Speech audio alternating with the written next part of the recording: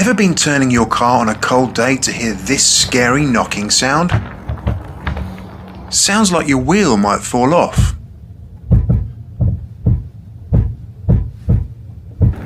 Happens in reverse too. It is actually the Ackerman effect and is nothing to worry about. It's because on sporty cars the inside wheel geometry turns in more than the outside wheel, so you get this kind of scrubbing effect with the tyres.